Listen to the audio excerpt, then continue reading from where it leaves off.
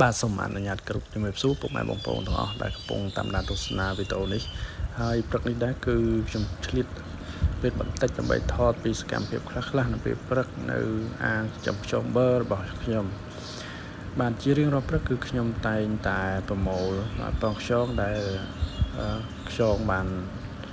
ពងនៅពេលយប់ខ្យងភាគច្រើនគឺពងនៅពេលយប់បាទពេលថ្ងៃគឺភាគតិចណាស់អញ្ចឹងសម្រាប់អាងខ្ញុំនេះដែរគឺវាមានទំហំទៅតឹង2ម៉ែត្រកន្លះបណ្ដោយ5ម៉ែត្រណាហើយកម្ពស់ដែលយើងចោលនេះគឺដោយសារ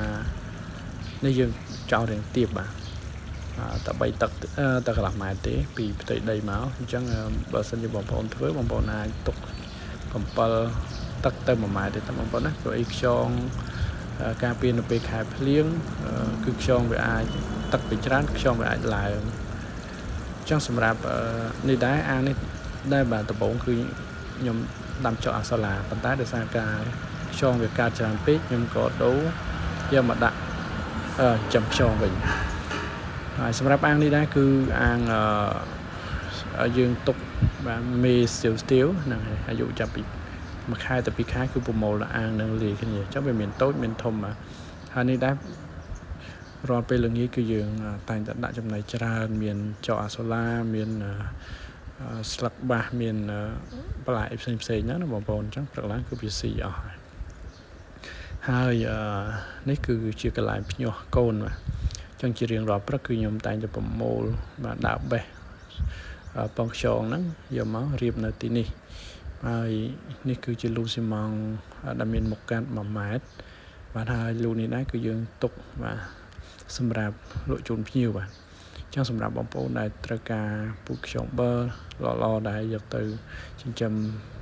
បន្តបានពុកម៉ែបងប្អូនអាចទំនាក់ទំនងតាមឆាតឬមួយក៏លេខទូរស័ព្ទនៅលើអេក្រង់វីដេអូនេះបាទនៅលើវីដេអូនេះផងដែរហើយយើងក៏មានចិញ្ចឹមជាលក្ខណៈលូហ្នឹងជាច្រើនលូផងដែរហើយនឹងតង់បាទចឹងសម្រាប់ពុកម៉ែបងប្អូនដែលចង់ចិញ្ចឹមពុកម៉ែបងប្អូនអាចចិញ្ចឹមជាលក្ខណៈលូក៏បានតង់ដូចអញ្ចឹងក៏បានដែរហើយនេះគឺជាកន្លែងដាំអាសូឡាដើម្បីធ្វើចំណីឲ្យខ្យងបាទព្រោះអីខ្យងវាកើតច្រើនវាត្រូវការចំណីក៏កាន់តែច្រើនដែរបាទហើយនេះដែរគឺរបស់ដែលត្រូវប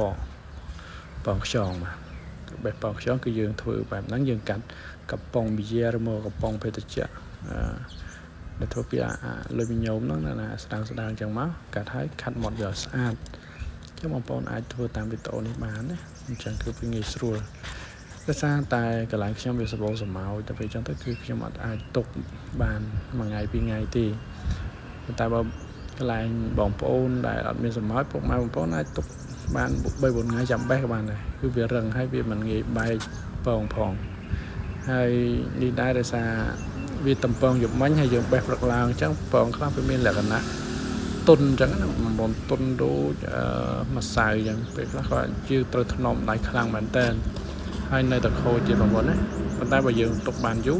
2 3ថ្ងៃអីទៅវារឹងហ្នឹងហើយក្រោយពីបេះហើយយើងយកមករៀបនៅនេះហើយពងខ្យងដែលខ្ញុំទទួលផលរាល់ថ្ងៃហ្នឹងគឺមួយថ្ងៃខ្ញុំបេះបានពីចន្លោះពី15ទៅ30ពងពី15ទៅ30ដុំអញ្ចឹងណាបងប្អូននឹងឲ្យទៅតាមថ្ងៃខ្លះមេក៏ស៊ីឆ្អែតទៅក៏វាសុខភាពល្អទៅក៏វាពងច្រើនអញ្ចឹងទៅហើយមេបារបស់ខ្ញុំហ្នឹងគឺទុំប្រហែលជា5គីឡូនៅក្នុងអាងដែលខ្ញុំថតមុនគេណាហើយនេះគឺជាកូនខ្យង